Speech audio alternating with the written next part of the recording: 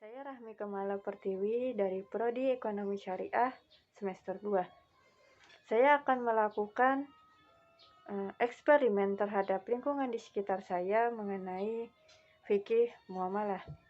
Saya akan menanyakan kepada orang-orang di sekitar saya maupun baik itu di lingkungan masyarakat luas maupun di lingkungan kampus. Sebelum saya melakukan eksperimen kepada masyarakat luas, di sini saya akan menjelaskan apa sih sebenarnya fikih muamalah itu. Fikih muamalah adalah aturan-aturan hukum Allah Subhanahu wa Ta'ala yang ditunjukkan untuk mengatur kehidupan manusia dalam urusan duniawi dan sosial kemasyarakatan. Nah, itu tadi adalah pengertian dari fikih muamalah.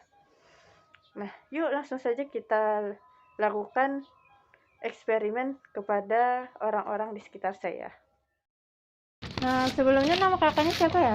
Nina Lopenia, Dari Prodi? Pendidikan Guru Madrasah Ibtidaiyah. Nama kakaknya siapa? Zahwa Karunia, Prodi? Prodi Pendidikan Bahasa Inggris. Jadi untuk sebelumnya nama kakak siapa? Sebelumnya Assalamualaikum warahmatullahi wabarakatuh. Ya. Perkenalkan, nama saya Kartini. Kartini dari Prodi Ilmu Quran Tafsir semester 6. Oh ya, kakak satunya? Istiani Nurul Ain dari TPI. Aturan-aturan atau hukum Allah Subhanahu wa Ta'ala yang ditunjukkan untuk mengatur kehidupan manusia dalam urusan duniawi dan sosial kemasyarakatan merupakan pengertian dari A. Fikih ibadah, B. Fikih muamalah, C. Fikih munakahat, D. Fikih ukubah. B. Fikih muamalah. Ya, betul. Aturan-aturan atau hukum Allah Subhanahu wa Ta'ala yang ditunjukkan untuk mengatur kehidupan manusia dalam urusan duniawi dan sosial kemasyarakatan merupakan pengertian dari A. Fikih ibadah, B. Fikih muamalah, C. Fikih munakahat, D. Fikih ukubah. B. Fikih muamalah. Ya, benar. Aturan-aturan atau hukum Allah Subhanahu wa Ta'ala yang ditunjukkan untuk mengatur kehidupan manusia dalam urusan duniawi dan sosial kemasyarakatan merupakan pengertian dari A. Fikih ibadah, B. Fikih muamalah, C. Fikih munakahat, D. Fikih ukubah. Pilihan saya A sih. A. Enggak tahu. Kakaknya B. Muamalah. Iya. Kesepakatan dalam perjanjian antara dua pihak atau lebih untuk melakukan atau tidak melakukan perbuatan hukum tertentu merupakan pengertian dari A. Kontrak, B. Akad, C. Iltizam, D. Wan prestasi. B. Kesepakatan dalam perjanjian antara dua pihak atau lebih untuk melakukan atau tidak melakukan perbuatan hukum tertentu merupakan pengertian dari A. Kontrak, B. Akad, C. Iltizam, D. Wan prestasi. B. Akad. Kesepakatan dalam perjanjian antara dua pihak atau lebih untuk melakukan atau tidak melakukan perbuatan hukum tertentu merupakan pengertian dari A. Kontrak, B. Akad, C. Iltizam, D. Manifestasi. Saya akad. Akad, kakaknya sudah akad. Syarat sah akad apabila terhindar dari beberapa hal di bawah kecuali A. Goror, B. Al-jahalah, C. Saling ridho, D. Kemudaratan. A. Syarat sah akad apabila terhindar dari beberapa hal di bawah kecuali A. Goror, B. Al-jahalah, C. Saling ridho, D. Kemudaratan. C. Saling ridho, iya. Syarat sah akad apabila terhindar beberapa hal di bawah ini kecuali A. Goror, B. Al-jahalah, C. Saling ridho, D. Kemudaratan. Iya. Khiyar yang ditetapkan oleh syara bagi setiap pihak yang melakukan transaksi selama para pihak masih berada di tempat transaksi tersebut disebut A. Khiyar syarat, B. Khiyar majelis, C. Khiyar aib, D. Khiyar ru'yah. B. Khiyar majelis. Khiyar yang ditetapkan oleh syara bagi setiap pihak yang melakukan transaksi selama para pihak masih berada di tempat tersebut disebut transaksi. A. Khiyar syarat, B. Khiyar majelis, C. Khiyar aib, D. Khiyar ru'yah. B. Khiyar majelis, iya betul. Khiyar yang ditetapkan oleh syara bagi setiap pihak yang melakukan transaksi selama para pihak masih berada di tempat transaksi disebut A. Khiyar syarat, B. Khiyar majelis, C. Khiyar aib, D. Khiyar ru'yah. Khiyar syarat nggak sih? Berikut yang termasuk dalam jenis barang ribawi kecuali A. Emas, B. Perak, C. Gandum, D. Motor. Ribawi. Kecuali yang bukan. Gandum.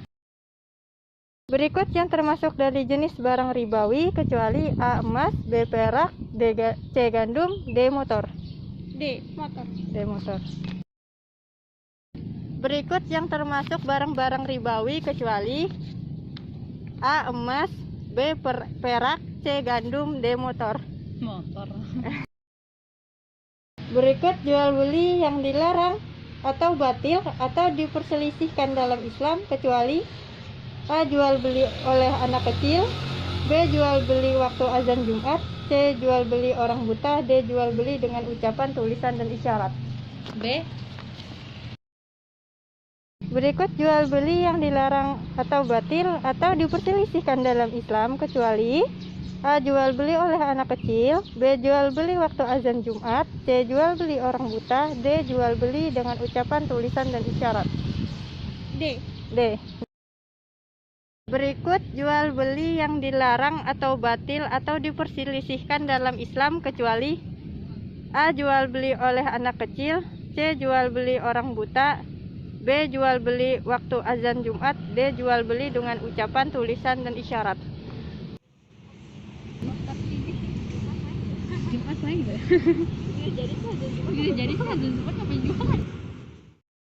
Berikut yang merupakan kriteria dari bank syariah adalah A. Hubungan dengan nasabah, hubungan kreditur dan debitur, B. Profit oriented, itu mencari keuntungan sebanyak-banyaknya, C. Berdasarkan prinsip bagi hasil, jual beli dan sewa, D. Tidak memiliki DPS. Berikut yang merupakan kriteria dari bank syariah adalah A. Hubungan dengan nasabah, hubungan kreditur debitur, B. Profit oriented, C. Berdasarkan prinsip bagi hasil, jual beli dan sewa, D. Tidak memiliki DPS. C. C. Berdasarkan prinsip bagi hasil, jual beli dan sewa. Iya betul. Berikut yang merupakan kriteria dari bank syariah adalah Bang ya. A. Beda prodi gini. Hubungan dengan nasabah, hubungan kreditur debitur, B. Profit oriented, itu mencari keuntungan sebanyak-banyaknya, C. Berdasarkan prinsip bagi hasil, jual beli dan sewa, D. Tidak memiliki DPS. Tuh, apa tadi yang C? Apa tadi C? Berdasarkan prinsip bagi hasil, jual beli dan sewa. Ya itu. Saya telah mengajukan beberapa pertanyaan kan tadi kepada mereka semua. Nah, sebenarnya apa sih jawaban yang benar dari pertanyaan-pertanyaan yang telah saya ajukan itu? Nah, di sini saya akan memberitahukan jawaban yang benar dari pertanyaan yang telah saya ajukan. Yang pertama, aturan-aturan atau hukum Allah Subhanahu wa Ta'ala yang ditunjukkan untuk mengatur kehidupan manusia dalam urusan duniawi dan sosial kemasyarakatan merupakan pengertian dari A. Fikih ibadah, B. Fikih muamalah, C. Fikih munakahat, D. Fikih uqobah. Jawabannya adalah fikih muamalah. Pertanyaan kedua, kesepakatan dalam perjanjian antara dua pihak atau lebih untuk melakukan atau tidak melakukan perbuatan hukum tertentu merupakan pengertian dari A. Kontrak, B. Akad, C. Iltizam, D. Wan prestasi. Jawabannya adalah akad. Pertanyaan ketiga, syarat sah akad apabila terhindar dari beberapa hal di bawah ini kecuali A. Gharar, B. Al-jahalah, C. Saling ridho, D. Kemudaratan. Jawabannya adalah saling ridho. Pertanyaan keempat, khiyar yang ditetapkan oleh syara bagi setiap pihak yang melakukan transaksi selama para pihak masih berada di tempat transaksi tersebut disebut A. Khiyar syarat, B. Khiyar majelis, C. Khiyar aib, D. Khiyar ru'yah. Jawabannya adalah khiyar majelis. Pertanyaan kelima, berikut yang termasuk dalam jenis barang ribawi kecuali A. Emas, B. Perak, C. Gandum, D. Motor. Jawabannya adalah D. Motor. Pertanyaan keenam, berikut jual beli yang dilarang atau batil atau diperselisihkan dalam Islam kecuali A. Jual beli oleh anak kecil, B. Jual beli waktu azan Jumat, C. Jual beli orang buta, D. Jual beli dengan ucapan, tulisan, dan isyarat. Jawabannya adalah D. Jual beli dengan ucapan, tulisan, dan isyarat.